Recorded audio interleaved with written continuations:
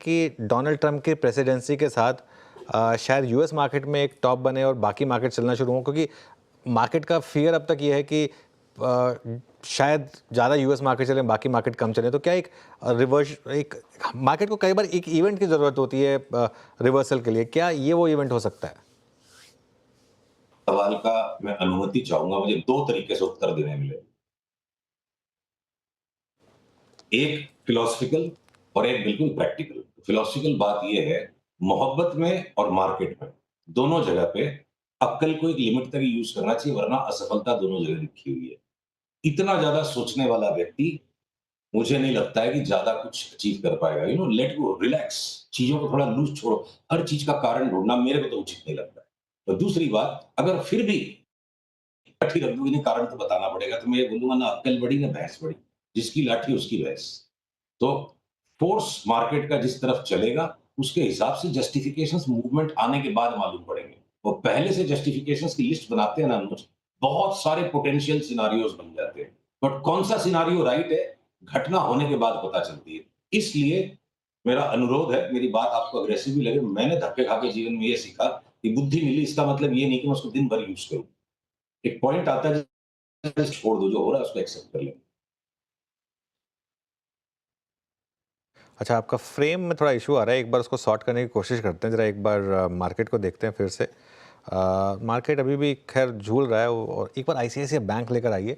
ICICI bank day लो पर आ गया, और ये दिक्कत का मामला, क्योंकि कल भी हम इसकी बात कर रहे थे कि यहाँ से थोड़ा सा मार्केट को प्रेशर मिल रहा है, और इसका इम्पैक्ट अब आपको बैंक निफ्टी पर देखने को मिलेगा। हालांकि मिड कैप इंडेक्स अभी भी स्टेबल है, लेकिन ये देखिए निफ्टी बैंक थोड़ा सा हाई से अब कूल ऑफ हो रहा है।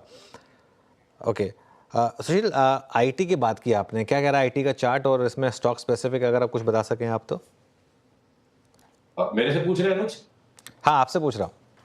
आईटी सेक्टर के चार्ट्स के अंदर ऐसा अनुज, टाइम टू टाइम सिलेक्टिव, जैसे आज एचसीएल टेक में करेक्शन आ गया, उस तरह की परिस्थितियां बन सकती है। कोफोर्स हमने निकाला कि 50% घटेगा, उसमें से 10 घट चुका है।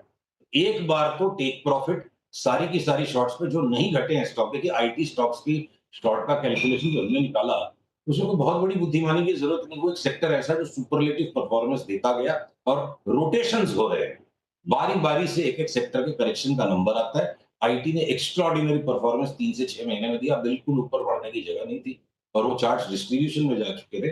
तो किसी में एचसीएल टेक में एकदम आकस्मिक करेक्शन आ जाएगा, विप्रो थोड़ा सा आराम आराम से घटेगा, कोई लार्ज कैप है, तो हम आईटी में ही घूम फिर के जब जब वो रिबाउंड देंगे शॉर्ट के ट्रेड करेंगे। या ये कह लो, अगर मैं एक सवाल घुमा के दूसरी तरफ से बनाने की मुझे इजाजत है, क्या नहीं लेना है बाजार में, तो हम आईटी नहीं लेंगे।